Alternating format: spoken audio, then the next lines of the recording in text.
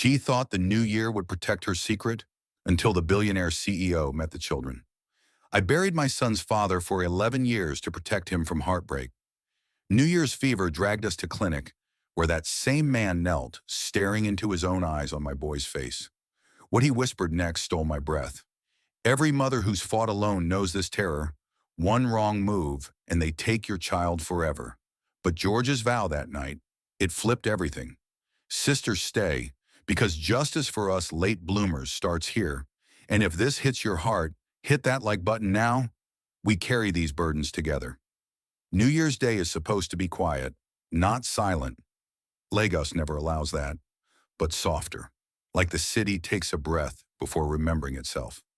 Fewer horns, slower footsteps. People speaking gently, as if the calendar itself might overhear and bless them for trying. I stood in our one-room kitchen just after dawn, barefoot on cold tile, listening to the city wake up without me. Outside, danfo horns cut through the morning air in sharp, impatient bursts. Okadas weaved through traffic like insects that refuse to die. Somewhere down the street, a generator coughed to life, its low hum promising, falsely, that NEPA might return power before nightfall. Across the compound, Mama Ivy pounded yam with practiced strength, her radio blasting a gospel song about new beginnings and divine turnarounds. I used to believe those songs. Now I measured life in smaller things. Breaths, bills, days without trouble. James slept on the narrow mattress behind me, curled on his side, his small chest rising and falling in shallow rhythm. His dark curls were damp with sweat, plastered to his forehead. I pressed the back of my fingers gently against his cheek. Too warm. My stomach tightened. "James," I whispered.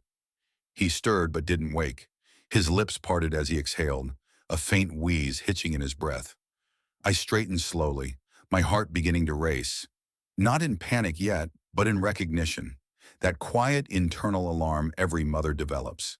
The one that doesn't scream, it counts. 11 years. That's how long I'd been doing this alone.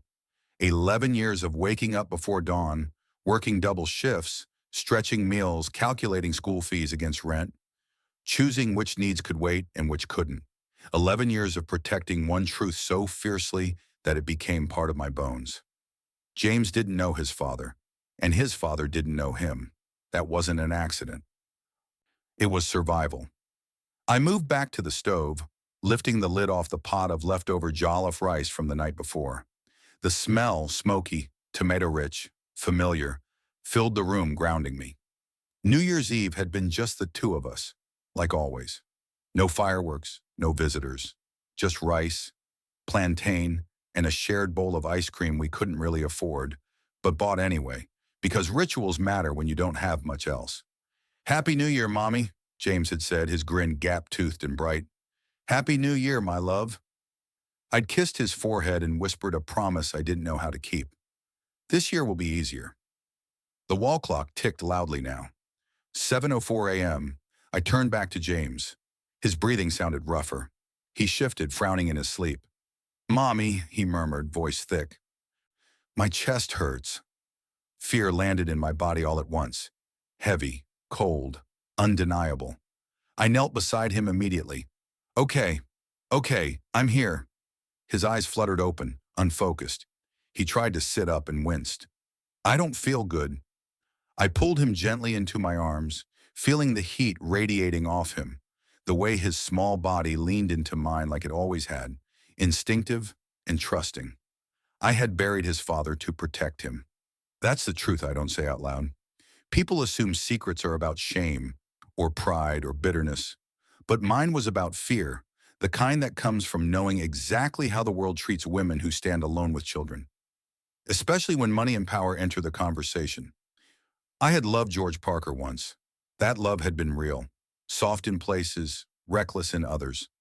We'd met when he was still climbing, still hungry, still convinced the world owed him nothing and everything at the same time. I had believed in him then, believed in us, until the day he packed a suitcase and told me my time would come later. Later never came. 2 pink lines did. I had called him 17 times in 2 days. By the third day I was blocked. By the fourth I understood. The N50,000 transfer arrived a week later, cold and final, like hush money disguised as help. No explanation, no apology, just absence. So I chose silence.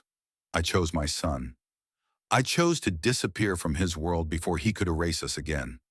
That decision had carried us through 11 years, but it wouldn't carry us through this morning.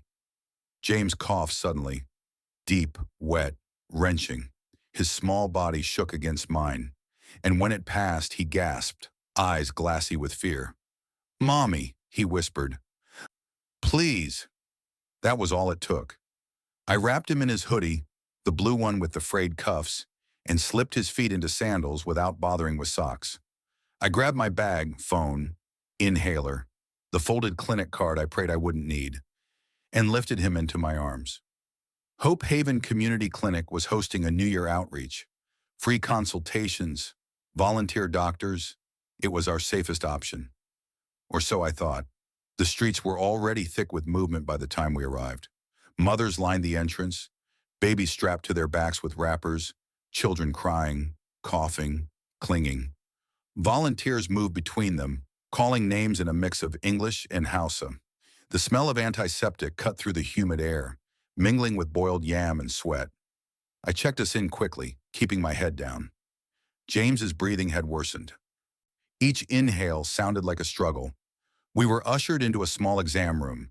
The door clicked shut behind us, the sounds sharp in the tight space. I sat James on the paper-covered table and held his hand, counting his breaths again. 1, 2, 3. Dr. Amara entered moments later, calm, competent, silver streaks threading through her braids. She smiled at James gently before pressing her stethoscope to his chest. Her brow furrowed, crackles, wheezes. "Bronchitis," she said quietly. "With dehydration. We'll need IV fluids. Observation overnight." Overnight. The word echoed in my skull like a warning bell. Exposure. I nodded, swallowing hard. "Okay." James whimpered as the needle went in. I murmured to him, my voice steady even as my hands shook. "I'm here. Count with me. 10, 9. The curtain rustled. I looked up, and the room changed temperature. I didn't hear his footsteps first. I felt him, the way power announces itself even before it speaks, the way air seems to move around certain men. I saw his shoes, expensive, polished, before I saw his face. Then I looked up fully. George Parker stood just inside the doorway, tall, controlled, familiar in a way that made my chest ache, the faint scar above his brow still there. His dark eyes, focused, assessing, softening as they landed on me. "Linda," he said low, "careful." My heart slammed so hard I thought I might be sick. I hadn't planned for this. I had imagined 1,000 ways the secret could unravel, through gossip, through documents, through accident. But not like this. Not here. Not with my child wheezing on a clinic bed. James coughed again. George's gaze snapped to him instantly. Everything in George shifted. The CEO posture fell away. The man who commanded rooms without raising his voice dropped to one knee beside the bed without thinking, his expensive coat brushing the clinic floor. "How old is he?" he asked. The question vibrated through me like electricity. I moved instinctively, stepping between them, my body angling protectively. "He's sick," I said. "The doctor's handling it." But my voice betrayed me. George didn't push. He just looked, really looked, at James's face, at the eyes, at the crease between the brows, at the mouth shaped just like his. I watched recognition bloom slowly, painfully, as if his mind were fighting what his body already knew. "No," he whispered, "not to me, to himself." Dr. Amara cleared her throat gently. "Family member?" The room held its breath. I swallowed. "An old acquaintance." The lie tasted bitter. George didn't correct me. He stayed where he was, eyes never leaving my son. James shifted, his fingers tightening around Elias the elephant. "Mummy," he whispered, confused. "Who's that man?" My chest burned. I didn't answer, because I knew, deep in my bones, that this new year wasn't going to protect anything. It was about to expose everything. and whatever came next would change our lives forever. James's question hung in the air between us. "Mummy," he repeated, his voice small, uncertain. "Who's that man?" I opened my mouth. Nothing came out. The silence stretched. Too long. Too loud. Dr. Amara shifted slightly, sensing something fragile had been placed on the table without consent. George didn't speak either. He stayed frozen on one knee, his hands resting on his thighs. His expression locked somewhere between shock and restraint. Waiting, not demanding. That alone unsettled me. "He's someone I used to know," I said finally, forcing the words past my throat. "You just focus on breathing, okay?" James nodded weakly, trusting me the way children do, without suspicion, without history weighing on them. I brushed his curls back from his forehead, feeling the heat again, sharper now. Dr. Amara moved efficiently. "Let's get him admitted to observation," she said.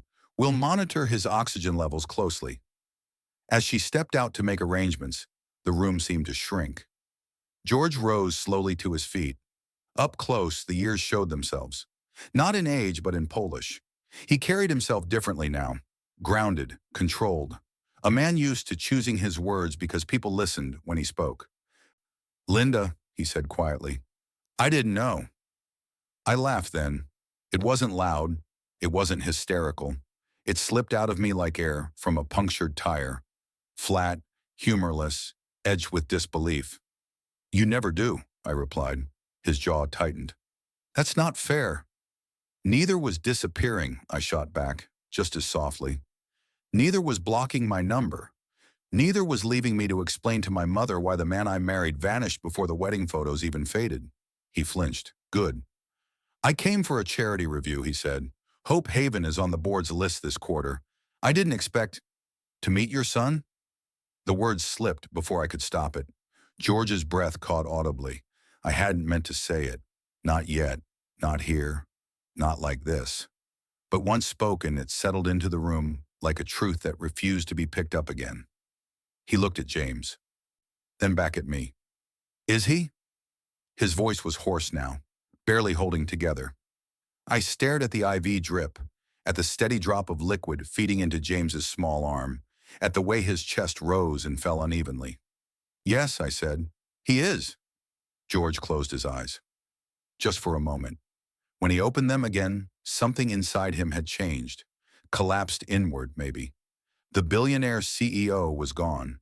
In his place stood a man reckoning with time stolen from him without his knowing. 11 years, he murmured. "I missed everything." "You chose to," I said. The words didn't shake. I'd had years to practice them in my head. "I told you I was pregnant. You told me you couldn't handle it. You said your future was too fragile for complications." His lips parted. "I didn't know there was one," I snapped. "And that was enough for you to walk away." James stirred, coughing again, and the argument drained out of me instantly. I bent over him, rubbing his back in slow circles, whispering reassurances I half believed myself. George stepped closer, hesitated, then stopped. "I don't want to make this harder," he said. "I won't push. But I'm not leaving." My head snapped up. "You don't get to decide that." "I'm not deciding for you," he said gently. "I'm deciding for me." I searched his face for arrogance, for entitlement. I didn't find it. Instead, I found fear. Not the kind that panics, but the kind that settles deep, heavy, permanent. The kind that comes from realizing you can never reclaim what you lost. Dr. Amara returned with a nurse, clipboard in hand. "We're moving him to observation," she said. "One parent can stay overnight." George looked at me immediately. "You stay." The automatic response surprised me. "I have a driver," he said. "Food, clothes, anything you need. I'll arrange it." "I didn't ask." "I know," he interrupted softly. "I'm offering." I hesitated. Pride warred with exhaustion. Anger warred with fear. And underneath it all, deeper, quieter, I felt something I hadn't allowed myself to feel in 11 years. Relief. James reached for my hand as the nurse adjusted the drip. "Don't go," he whispered. "I'm here," I said instantly. I'm not going anywhere. George watched that exchange like a man witnessing something sacred from behind glass. As they wheeled James out of the room, I followed, my hand never leaving his. George walked a few steps behind us, silent, present, refusing to fade into the background. I didn't look back. I didn't trust myself to. Because somewhere between the clinic doors and the observation ward, I understood something that terrified me more than any fever or diagnosis ever could. The past hadn't just found us. It had decided to stay. And for the first time in 11 years, I didn't know if I was strong enough to stop it. Sisters guarding world-sized secrets? You're not alone. Drop "I've carried two" in comments. The observation ward smelled different from the exam room. Cleaner, colder, like rules lived here. Machines hummed softly, monitors blinking green and amber in patient rhythms. Curtains hung between beds like thin promises of privacy. Nurses moved with quiet authority, shoes whispering across polished floors. This was the space where fear learned to behave. James was settled into a narrow bed near the window. The IV drip hung above him like a fragile lifeline, liquid ticking down in patient drops. His breathing was still rough, but steadier now. I sat beside him, one hand wrapped around his small fingers, counting every inhale the way I always did when sleep felt too heavy to trust. George stood a few feet away, not hovering, not leaving, just there. It struck me how unnatural that felt. For 11 years, every hard moment had been mine alone. Every hospital visit, every school meeting, every late night when James cried with fever or fear or questions I couldn't answer without lying. Now this man, this stranger, this ghost, this billionaire whose face stared out of glossy magazines, occupied the same space as my reality.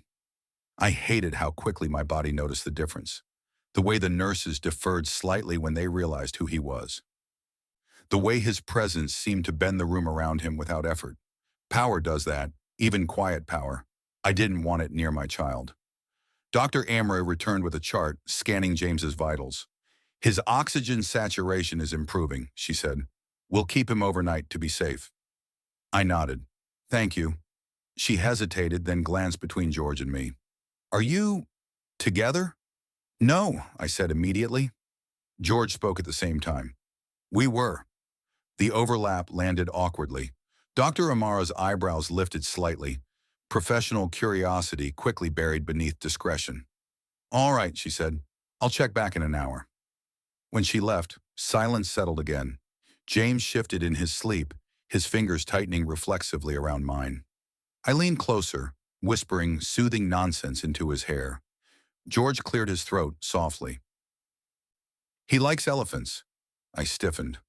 What? The toy, he said, nodding toward Elias. He hasn't let go of it since we came in. I didn't respond. He has good instincts, George added. Elephants are protective. That did it. I turned to him fully then, anger flaring sharp and sudden. You don't get to observe him like that, I said. You don't get to analyze him like a case study. His face tightened. Not defensively, but with restraint. I wasn't trying to. You don't get to learn him, I continued, my voice low but shaking. Not now, not like this. You don't get to step into his life because fate decided to throw you into a clinic on New Year's Day. He absorbed that without interrupting. That boy, I said, pointing to James, has had a life, a full one. He's loved, he's safe. He doesn't need explanations or corrections or a man trying to rewrite history. I'm not trying to rewrite anything, George said quietly. I'm trying to understand it. I laughed again, short, sharp. Understanding doesn't raise a child. No, he agreed. Showing up does. The words settled heavily between us. I hated how reasonable he sounded. You don't get to stay, I said finally. Once James is stable, you leave. George nodded. If that's what you need. The ease of it threw me off balance. And you don't tell anyone, I added. No lawyers, no PR, no gestures. I won't, he said. This isn't about optics. I searched his face for a crack, for the ambition I remembered so well, the hunger that had once eclipsed everything else. I didn't see it. Instead, I saw exhaustion, regret, and something that looked dangerously like awe. He was still staring at James. I missed his first word, he murmured. Did he speak early? My chest tightened despite myself. He said light first, because he was obsessed with switches. George huffed a quiet breath, half laugh, half pain. I missed his first step, he said. He ran before he walked, I replied before I could stop myself. Always in a hurry. George's lips curved faintly. I caught myself and stood abruptly. I'm getting water. In the hallway, I pressed my back against the cool wall and closed my eyes. What was I doing? Sharing details like breadcrumbs, allowing conversation to soften, letting familiarity seep back in like water through cracked concrete. I had buried this man. I had buried the part of myself that once believed in him. James stirred behind me, coughing lightly. Instinct pulled me back to his bedside immediately. George stepped aside without being asked. I sat, smoothing James's hair. Shh, Mommy's here. He murmured. The man. My breath caught. What about him? He looks sad. Children see too much. He's just tired, I said gently. James considered that, then nodded and drifted back to sleep. George hadn't missed a word. He's perceptive, he said quietly. So are most children, I replied. When you listen. Another silence. Outside, rain began to fall. Sudden, heavy, drumming against the windows like urgency made audible. Lagos rain never asked permission. George checked his phone, then slipped it back into his pocket without answering. My board chair has called 3 times. And? I asked. I told him I had a family emergency. The word sent a strange jolt through me. That's not true, I said. He met my gaze. It is now. I shook my head. You don't get to redefine words either. He accepted that with a small nod. Then let me say it differently. I'm choosing to stay. I wanted to argue, to remind him of everything he'd already chosen instead of us. But James shifted again, and George moved instinctively, adjusting the blanket before I could reach for it. Careful, gentle, familiar in a way that made my chest ache. I looked at his hands, steady, capable, hands that had signed contracts worth millions, hands that now smoothed the child's blanket with reverence. This was dangerous territory. You can sit, I said stiffly, gesturing to the chair beside the bed, but you don't touch him without asking. I understand, George said, taking the seat slowly. Minutes passed, then more. The ward settled into night rhythm. Lights dimmed, voices hushed. I didn't realize how tired I was until my eyes burned and my head began to throb. 11 years of vigilance doesn't disappear just because someone else finally shows up. George noticed. Sleep, he said softly. I'll watch him. I laughed under my breath. You think I can sleep? You've been awake since before dawn. So? So you trust me with his blanket, he said. Maybe you can trust me with an hour. I stared at him. Trust was a muscle I hadn't used in a long time. I'm right here, he added. I'm not going anywhere. I hated how much I wanted to believe him. I leaned back in the chair reluctantly, never releasing James's hand. My eyes closed despite myself. The last thing I heard before sleep pulled me under was George whispering, barely audible, I'm here, son. And for the first time since the truth surfaced, fear wasn't the loudest thing in the room. If reunion stirs old wounds, share this with sister who understands. Pass healing. I woke to the sound of rain tapping the window in uneven rhythm. For a moment, I didn't know where I was. Then I felt the chair digging into my spine. The faint beep of the monitor. James's warm fingers still curled around mine. Memory rushed back all at once.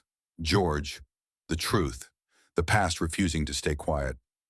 I straightened immediately, panic flaring, but James was asleep, breathing steadier now. The IV bag was half empty. Good. I exhaled slowly, pressing my palm to my chest. George stood by the window, phone in hand, speaking quietly.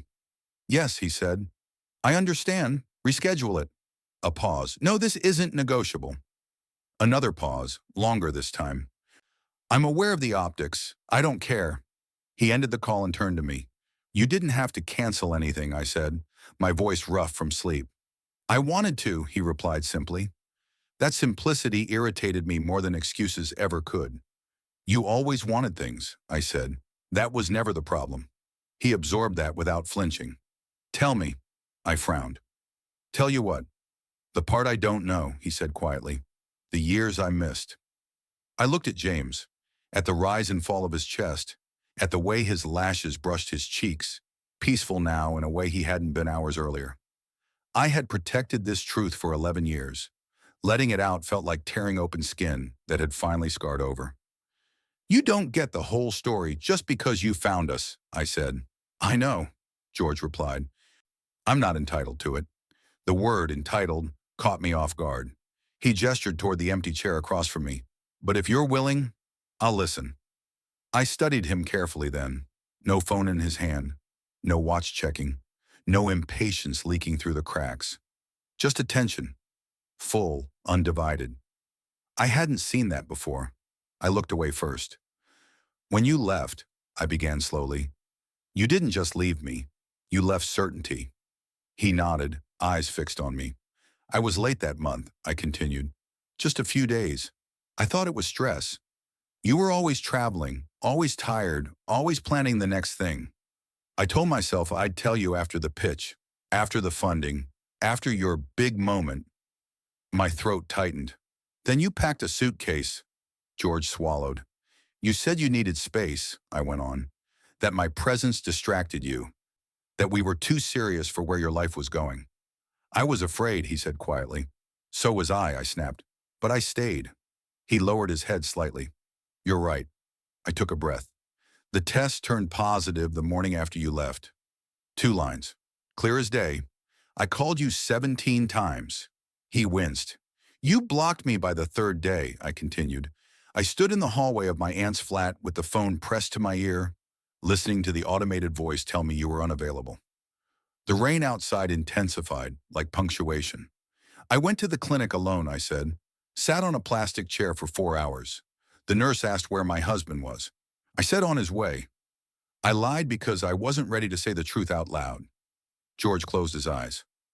I sent you messages, I continued, explaining, begging, telling you I didn't need your money. I needed you. My voice shook now, but I didn't stop. The N50,000 arrived a week later. No note, no call, just silence. I thought, George began. You thought money could solve absence, I cut in? Because that's what you've always believed. The words landed hard. James shifted slightly, frowning in his sleep. I paused, smoothing his hair until he settled again. When I told my mother, I said softly, she cried. Not because you left, but because she knew what it would cost me to stay. George looked up sharply. Your mother? She moved in, I replied. Helped when she could, but people talked. Aunties whispered. Churchwomen shook their heads. Some men assumed I was available. George's jaw clenched. I worked through the pregnancy, I continued. On my feet until my ankles swelled so badly I could barely fit into sandals. When James was born, he was small, fragile. The doctor said stress played a role. George's breath hitched audibly. I named him James because it means supplanter, I said. One who takes the place of another. I didn't know what he would replace in my life, but I knew he would change it. Tears burned my eyes now, but I blinked them back. You didn't know, George whispered. No, I said. You chose not to. Silence settled between us, heavy but honest. What would have changed if you'd known sooner? I asked quietly. He didn't answer immediately. Then, I would have stayed. I laughed softly. That's easy to say now. I know, he said, but I'm saying it anyway. James stirred again, coughing lightly. George stood instantly. I'll get the nurse. Before I could respond, he was already moving, quick, efficient, purposeful. I watched him from the bed. This man, who once ran from responsibility like it was a trap, now moved toward it without hesitation. The nurse adjusted James's oxygen, murmured reassurances, and left. George returned, pulling the chair closer. I can't fix the past, he said quietly. I won't insult you by pretending I can. I studied his face, really studied it. No grand speeches, I said. No promises you can't keep. I won't, he agreed. Then what do you want? I asked. He looked at James. I want to know him, he said, at his pace, on your terms. And if I say no, I'll respect it, he replied, but I'll still show up however you allow. The power in the room shifted then, not because he demanded anything, but because he didn't. James's eyes fluttered open suddenly. Mommy, he murmured. I'm here, I said instantly. He blinked, then looked at George. You're still here? Yes, George said gently. I am. James studied him for a moment, then nodded satisfied. Okay, he said, and drifted back to sleep. Something inside me cracked open. Not trust, not forgiveness, but the beginning of something I hadn't planned for. Hope. And that frightened me more than anger ever had, because hope means risk, and I had already lost too much once. Mothers who've carried silence, if raw flip stirs fire, heart below, we see you. Morning arrived quietly, not gently. Lagos never does gentle, but with a subdued patience that felt unfamiliar. The rain had stopped some time before dawn, leaving the air cool and heavy, like the city itself was holding its breath. James slept through most of it. His fever had broken sometime around 4 a.m. The nurse had smiled when she told me, the kind of smile people reserve for small victories that matter more than headlines. I hadn't realized how tightly I'd been wound until relief washed through me. So suddenly my hands began to shake. I pressed my forehead against the edge of the bed and let myself breathe. When I straightened, George was still there. Same chair, same posture, same quiet attention. He hadn't slept. I could see it in the faint shadows beneath his eyes, in the stiffness of his shoulders. He'd loosened his collar at some point, his jacket draped over the back of the chair, the polished executive armor finally shed. You should go home, I said softly. So should you, he replied. I'm his mother. And he stopped himself, exhaled. Someone who can sit with him while you shower. I stiffened instinctively. I didn't ask you to. I know, he said gently. I'm offering. Again. The word again made something twist in my chest. You don't have to stay, I repeated, quieter now. James is stable. I'm aware, George said. I still want to. I studied him. 11 years ago, George Parker had been incapable of stillness. He'd filled every silence with plans, every pause with ambition. Staying in one place, emotionally or physically, had always unsettled him. Yet here he was, still, present, choosing not to escape. I turned back to James, watching the slow, steady rhythm of his breathing. If I shower, I said carefully, you don't touch him unless he wakes. You call the nurse if anything changes. George nodded immediately. Understood. And if he asks for me, I get you, he finished. No questions. That mattered more than I wanted it to. The hospital bathroom was small and smelled faintly of disinfectant and rust. I stood under the lukewarm spray longer than necessary, letting the water run down my face, trying to rinse away the ache in my bones. I hadn't slept properly in days. I hadn't rested in years. When I returned, towel wrapped around my shoulders, James was still asleep.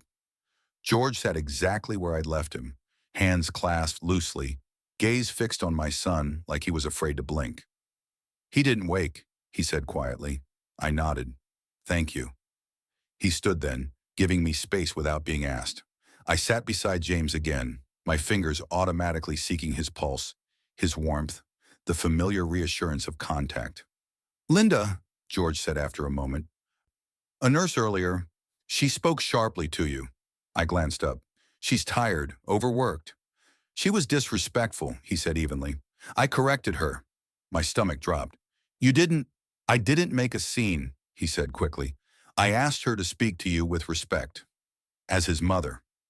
The words hit me harder than I expected. Respect.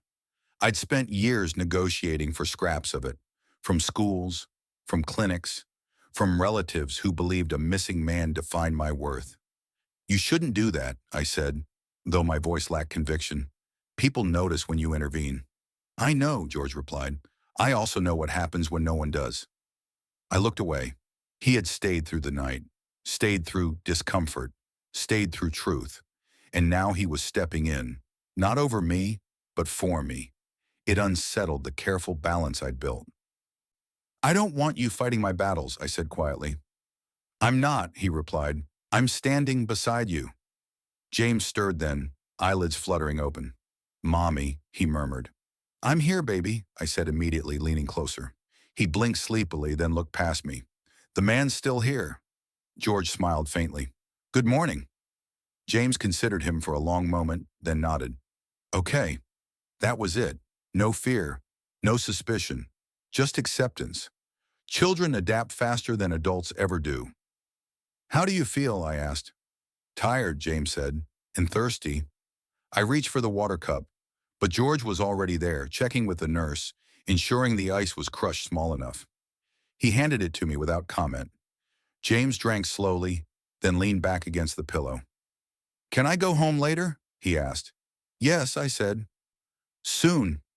George watched us quietly, absorbing every exchange like he was trying to memorize them.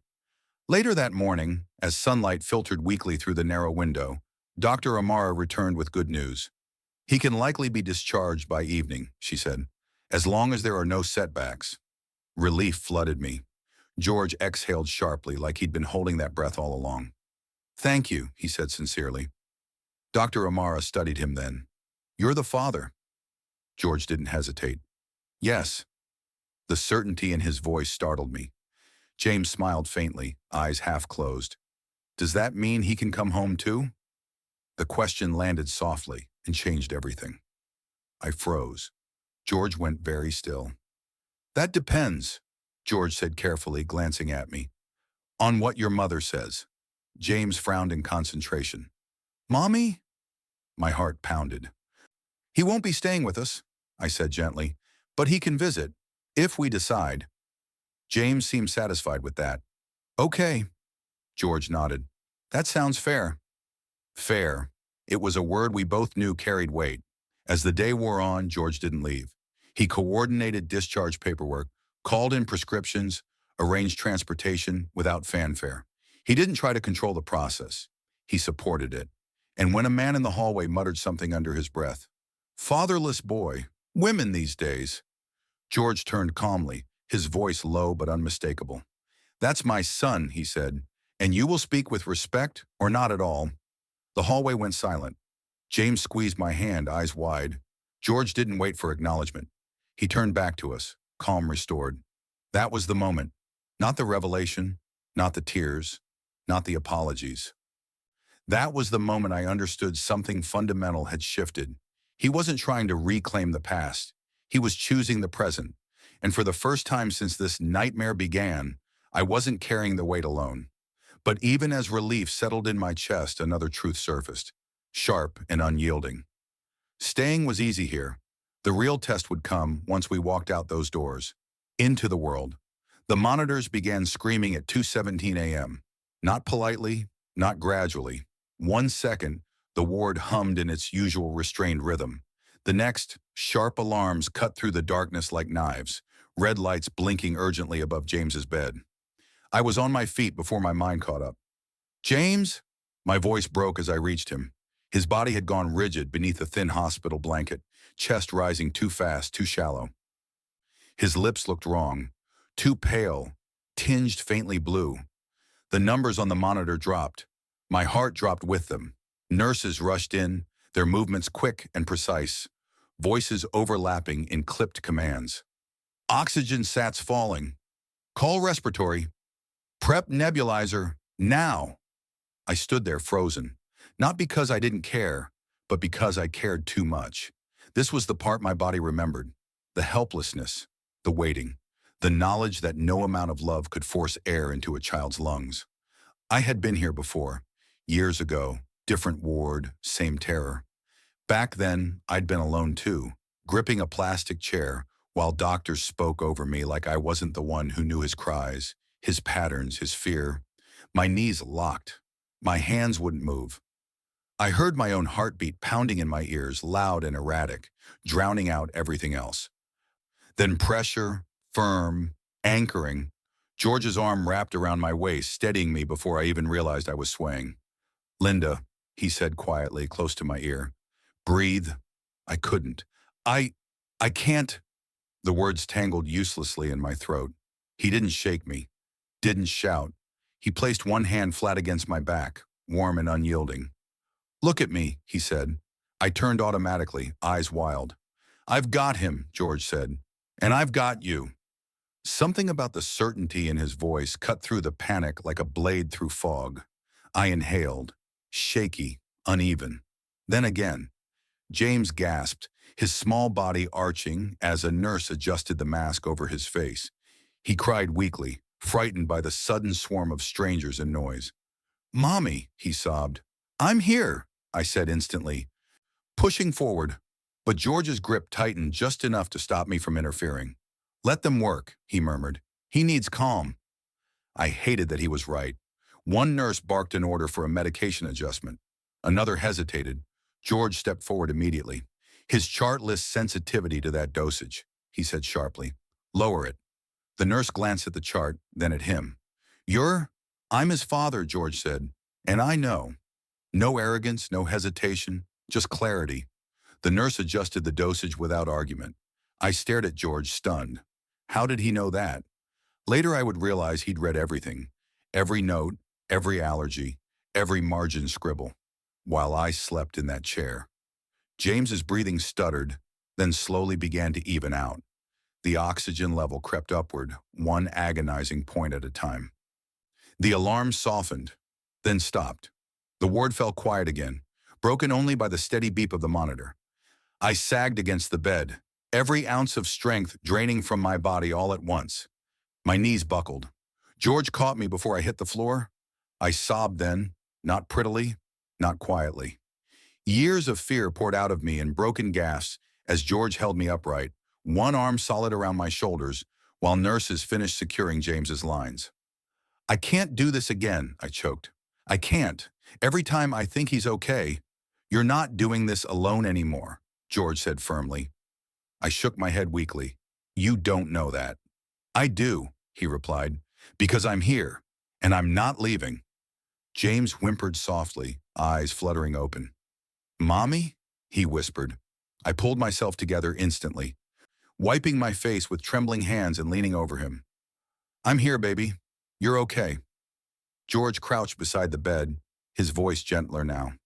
"You scared us." James frowned faintly. "I didn't mean to." "I know," George said. "You were very brave." James studied him, eyes tired but curious. "You stayed." "Yes," George said. "I stayed." Something passed between them in that moment. Small, quiet, irreversible. James nodded, satisfied, and drifted back into sleep. I leaned against the wall, legs trembling, heart still racing. George stayed beside James, one hand resting lightly on the edge of the bed, as if touching him directly might break some invisible rule. The nurse approached me quietly. "He's stable now," she said. "But that was close." I nodded numbly. Close. The word echoed painfully. After they left, the room felt too big, too quiet. George turned to me. "Sit." It wasn't a command. It was concern. I sat. He knelt in front of me, meeting my eyes. "You don't have to be strong all the time," he said. "Not tonight." "I don't know how not to be," I admitted, voice hollow. "You learn," he said, "the same way I'm learning now." I looked at him then, really looked. This man had once run from responsibility like it was a threat. Tonight he had run toward it without hesitation. "Thank you," I whispered. "For what?" "For seeing him," I said. "Not as a mistake, not as a problem." George's eyes shone. "He's my son." The words settled into the room with weight and warmth. For the first time, I let myself lean back in the chair without bracing for disaster. James slept peacefully, color returning slowly to his face. George remained at his side, watchful, unyielding. And somewhere between fear and relief, I understood something I wasn't ready to say out loud yet. Whatever happened next, nothing would ever be the same. If crisis grips like your nights, comment, "I've been there." Hold space together. James came home 2 days later, not triumphantly, not dramatically, just tired, thinner than usual, clutching Elias the elephant like a shield as we stepped back into our small flat. The walls smelled faintly of antiseptic wipes and yesterday's rain. I opened the windows wide, letting the Lagos heat rush in, grounding us in something familiar. George stood just outside the door. He didn't assume entry. That mattered. "You can come in," I said after a moment. "Only if you're sure," he replied. I nodded once. "Only for a little while." He stepped inside carefully, like someone entering sacred ground without permission to touch anything. His eyes moved slowly around the room, taking in the chipped paint, the narrow couch, the small table that doubled as my workstation in James's homework desk. No judgment, no commentary. James dropped his school bag by the wall and climbed onto the couch with a tired groan. "Mommy," he murmured, "I'm sleepy." "I know, my love," I said, smoothing his hair. "Rest." George hovered uncertainly near the doorway. "You don't need to stand like that," I said quietly. "Sit or go." He smiled faintly and chose the chair nearest the wall, away from James, away from me. Good. Boundaries, once spoken, need room to breathe. The first week was like that. Careful, measured, almost painfully polite. George came by only when I said he could. He called before every visit. He asked before touching anything. James's blanket, the light switch, even the kettle. He didn't correct my routines. He observed them. James noticed, of course. Children always do. "Why does he always ask?" James asked one afternoon as I stirred a pot of agouti on the stove. "Because this is our home," I replied, "and people should respect that." James considered this. "I like that." So did I. George didn't bring gifts, not at first. No toys, no clothes, no grand gestures. He brought groceries when I asked, exactly what was on the list. He cooked once, awkwardly, burning the onions and laughing at himself without embarrassment. He listened. That was new. One evening, as James built towers out of plastic blocks on the floor, George sat cross-legged nearby, watching without interrupting. "You're supposed to help," James said seriously. George blinked. "How?" James handed him a block. "Carefully." George obeyed. The tower collapsed immediately. James gasped in mock horror. "You ruined it!" George winced dramatically. "I'm terrible at this." James laughed. Bright, unguarded, rare. Something twisted in my chest. Later that night, after George had gone, James crawled into my bed like he used to when he was smaller. "Mommy," he said softly, "is he my dad?" The question hit me harder than any confrontation ever could. I kept my voice steady. "Yes." "Will he leave?" James asked. I closed my eyes. "No," I said carefully. "Not if he keeps choosing to stay." James nodded, satisfied enough for now, and fell asleep with his head on my shoulder. I lay awake long after, staring at the ceiling. Letting someone in is not the same as giving them control. I repeated that to myself like a prayer. The world, unfortunately, wasn't as careful as George was trying to be. It started with whispers, at the clinic, at church, at James's school. "Did you hear? Isn't that Parker's child? So she hid him all these years? Ah, money has entered." One afternoon, as James and I walked home from the corner shop, a woman I barely knew clicked her tongue loudly. "Some women are very strategic," she said, not even bothering to lower her voice. I kept walking. My hands shook all the way home. George found out anyway, not because I told him, but because someone else decided to tell him. When he arrived that evening, his jaw was tight, his eyes darker than I'd seen them yet. "Why didn't you tell me?" he asked quietly. "Because it's not your fight," I replied. He nodded once. "Then allow me to make it my responsibility." I crossed my arms. "I don't need you rescuing me." "I know," he said. "I'm not here to rescue you. I'm here to stand beside you." There was a difference. I felt it. The test came sooner than I expected. James was playing at the small park near our street one afternoon when a boy older than him shoved him hard. "Fatherless runt," the boy sneered. James fell, scraping his knee. I was already moving, but George was faster. He didn't shout. He didn't threaten. He crouched to James's level first, checking the scrape, steady and calm. Then he stood. "That's my son," George said evenly, his voice low enough to carry weight without spectacle. "And you will not speak to him like that again." The boy froze. "So will you," George added, turning to the boy's guardian. "If you have questions, you ask me.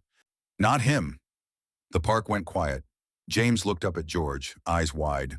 George knelt again. You okay? James nodded slowly. You didn't shout. George smiled. I didn't need to. That night, as I cleaned James's knee, I realized something had shifted. Not just for him, but for me. Protection doesn't always roar. Sometimes it stands quietly and refuses to move. I still kept my rules. George didn't sleep over. He didn't make decisions without me. He didn't correct my parenting. But he showed up. Again, and again, and again. Consistency has a sound. It's soft, steady, relentless. And for the first time since this story began, I wasn't afraid of what tomorrow might bring. I was afraid of something else entirely. What if this lasted? The world didn't knock before entering our lives. It never does. It slipped in through whispers first. Quiet, persistent, impossible to trace. Then it came louder, bolder, wearing confidence like it belonged. I noticed it in the way conversation stopped when I entered a room. At church, the woman who used to save me a seat suddenly sat elsewhere. At the clinic, a nurse I'd known for years asked for my ID twice. At James's school, the security guard lingered a second too long when George dropped him off one morning. People were connecting dots. Money changes the way people look at you, even if it isn't yours. It started with a message forwarded to me by a cousin I hadn't spoken to in years. Is it true your son is Parker's child? No greeting, no concern, just curiosity sharpened by opportunity. I deleted it without replying, but the messages kept coming, from old classmates, from distant relatives, from people who had never once asked how I was surviving when school fees were overdue or power was cut for days at a time. Now they wanted to know. George noticed the change before I said anything. You're quieter, he said one evening as we walked James home from school. I'm tired, I replied. He didn't push, but he paid attention. The breaking point came 3 days later. James came home silent. Not his usual thoughtful quiet, but something heavier, something pressed down. What happened? I asked gently, kneeling in front of him. He hesitated, then whispered, A boy said I'm rich now. My stomach dropped. And? I prompted. And that my mom tricked a big man, he said, eyes downcast. He said you planned everything. Something inside me went cold. George had arrived just in time to hear the last part. His jaw tightened, not in anger, but in resolve. Who said that? He asked calmly. James shrugged. Lots of people say things. That night, for the first time, I cried after James went to bed. Not because I was weak, but because I was furious. Furious that survival could be rewritten as strategy. Furious that love could be recast as manipulation the moment money entered the frame. George sat across from me at the small table, hands clasped. This isn't going to stop, he said quietly. I know, I replied. It never does. He took a breath. Then we need to decide how visible we're willing to be. I stiffened. I don't want cameras or statements or interviews. I know, he said. Neither do I. I looked up sharply. You don't? My image can recover, George said. James's can't. The words settled heavily between us. The next morning, the headline appeared anyway. Business Titan. George Parker spotted with secret son in Lagos. I stared at the screen, my hands shaking. The article was speculative, but it didn't matter. Comments flooded in beneath it like open wounds. Gold digger. She trapped him. Why now? Poor child, caught in adult games. James was at school. I felt sick. George arrived within minutes. I'm pulling my name from the charity board temporarily, he said immediately, and I've instructed my PR team to issue one statement only. What does it say? I asked warily. He looked at me. You approve it first. That shouldn't have shocked me, but it did. The statement was simple. No explanations, no timelines, no defenses, just one sentence. Linda Johnson and James are my family. Their privacy is not negotiable. I read it 3 times. That's it? I asked. That's it, George said. No interviews, no follow-ups. Anyone who violates that boundary loses access to me. You're willing to do that? I asked quietly. He met my gaze without hesitation. Yes. It cost him more than I knew at the time. Sponsors paused negotiations. Board members complained. Advisors warned him about perception. He listened, then ignored them. The fallout hit fast. A woman from church cornered me after service. "You know," she said with a tight smile, "some women pray for men like that." I smiled back politely. "Some women pray for peace." At the market, a vendor muttered something under her breath. George didn't say a word. He simply took my hand and kept walking. That small gesture spoke louder than any press release ever could. The final test came unexpectedly. James's school called one afternoon, asking for a meeting. I arrived tense, braced for confrontation. The headmistress cleared her throat. "There's been attention," she said carefully. "We want to ensure James feels safe." George leaned forward. "What does he need?" The simplicity of the question disarmed everyone in the room. No posturing, no threats, just concern. When we left, James slipped his hand into George's naturally. I noticed and didn't stop it. That night, as James slept peacefully, I stood on the balcony staring out at the city lights. "I didn't choose this life," I said quietly. "I know," George replied behind me. "But I'm choosing you," he added. "Both of you, every day." I turned to face him. For the first time, I didn't see the billionaire CEO. I saw a father, and I realized something with startling clarity. The world could talk all it wanted. We weren't giving it our story anymore. Outsiders questioning worth? Cher's sister needs validation, past strength. The city felt farther away that night, not quieter. Lagos never truly sleeps, but distant, like the noise had learned where not to reach. The streetlights cast long shadows across the balcony floor, and the air carried the faint smell of rain that hadn't fallen yet. James was asleep. Really asleep. The kind that comes when a child finally feels safe enough to let go. I stood by the railing, arms folded tightly across my chest, watching headlights crawl along the road below. For weeks, my thoughts had circled the same question, never landing, never daring to settle. George joined me without a word. He didn't touch me, didn't crowd the space, just leaned against the wall beside me, close enough to feel, far enough to respect. "You're thinking again," he said softly. "I never stopped," I replied. Silence stretched between us, comfortable, earned. "I need to ask you something," I said finally. He turned toward me fully. "Ask." I inhaled slowly. "What happens when this gets hard?" He didn't answer right away. "When the novelty fades," I continued. "When James stops being new, when he disappoints you, when I do." "I stay," George said. "That's not an answer," I said. "That's a promise. And promises are easy when everything feels meaningful." He nodded. "You're right." He shifted closer, not touching, but intentional. "So let me be specific," he continued. "When it gets hard, I don't leave. I don't disappear. I don't make silence my weapon. I talk, I listen. And if I fail, I repair." The words landed softly, but firmly. "I wasn't built like this before," he added. "I had to lose everything I thought mattered to understand what actually does." I studied his face, searching for cracks. "What about control?" I asked. "You're used to being listened to, obeyed." A faint smile touched his lips. "James already ignores me. I think I'll survive." Despite myself, I laughed.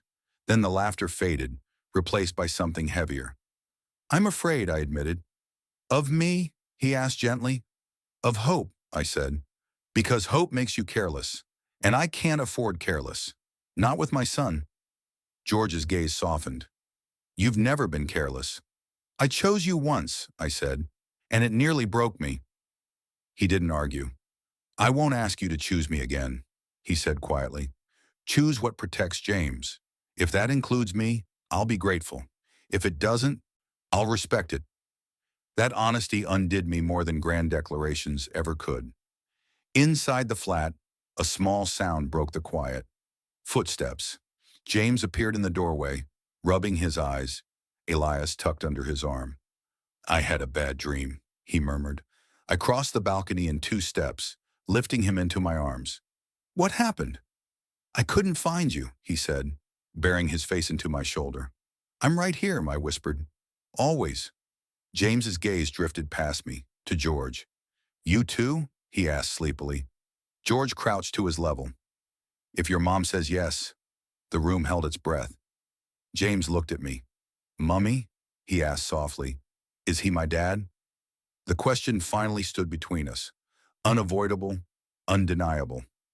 I knelt so we were eye level, my heart pounding loud enough to hear. Yes, I said. He's your father. James nodded slowly, absorbing the truth. Does that mean he stays? He asked. I looked at George. He didn't move, didn't speak, didn't reach. He waited.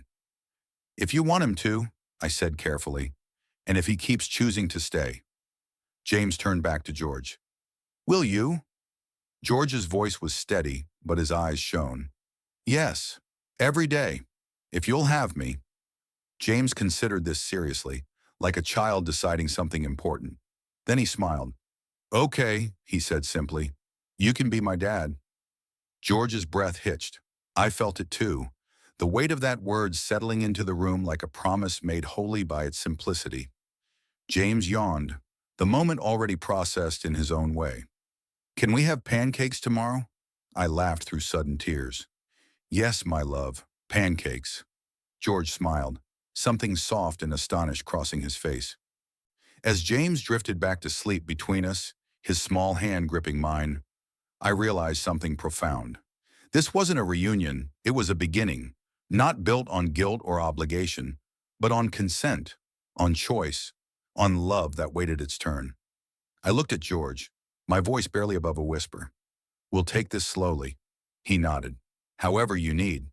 The fear didn't vanish, but it loosened its grip, and for the first time since New Year's Day, I allowed myself to believe something dangerous and beautiful, that the future might be ours to write. Healing moves you? Subscribe, join Circle, stories yours await. The future didn't arrive all at once. It came in ordinary moments, in the sound of keys at the door at the same time every evening, in the way James began setting out 3 plates without being told, in the steady rhythm of days that didn't require bracing for impact. 3 months passed, not magically, not without tension, but without fear ruling everything. George didn't move in, not immediately. He rented a small apartment 2 streets away, close enough to walk, far enough to respect the life James and I had built before him. That way, he said, this never feels like an invasion. I hadn't realized how much I needed that until he said it. James returned to school stronger, his laughter easier. His teachers stopped pulling me aside with concerned looks. The whispers softened into boredom, as gossip always does when it's starved of spectacle. At home, life settled into a new shape. George helped with homework, not by correcting but by asking questions. He learned James's moods, his silences, his stubborn streak. He showed up for parent meetings and sat quietly, letting me lead. He never once contradicted me in front of James. That mattered. One Saturday morning, as James sprawled on the floor, building an impossibly complicated structure out of blocks, George stood beside me at the sink, drying plates. You know, he said lightly, I used to believe success meant never needing anyone. I glanced at him. And now? And now I know it means being needed, he replied. And staying anyway. James looked up at that moment. Dad, look! The word still startled me every time. George dropped the towel without thinking and crouched beside him. I'm looking. I leaned against the counter, watching them. This was what had been missing. Not extravagance, not apologies shouted into the wind. Presence, consistency, choice. The ring came quietly. No restaurant, no crowd, no performance. Just us on the balcony one evening, the city humming below, James asleep inside. I'm not asking you to erase the past, George said, holding the small, simple band in his palm. I'm asking to build something honest from here. I studied his face. The lines time and consequence had carved into it. Yes, I said, because this time, the word didn't scare me. James took the news with calm authority the next morning. So you're staying forever? He asked, spooning cereal into his mouth. If you'll have me, George said. James nodded seriously. Okay, but I still get the big room. We laughed, real laughter, the kind that doesn't come from relief but from belonging. That night after James fell asleep, I stood by his door longer than usual. 11 years ago, I had chosen silence to protect him. Now I understood something deeper. Protection isn't secrecy, it's stability. It's knowing who will still be there when fear passes. George came to stand beside me. "He's okay," he said softly. "Yes," I replied, "he is." I turned to him then, placing my hand over his heart. "And so are we." The new year hadn't protected my secret. It had shattered it. But in the broken pieces, I found something better than safety. I found truth. I found partnership. I found a future that didn't require hiding. And for the first time in a very long time, I wasn't surviving. I was home. If wind lifts, screenshot, send sister carrying alone. I see you below. Like, comment, victory, share widely. More truths coming. You belong here.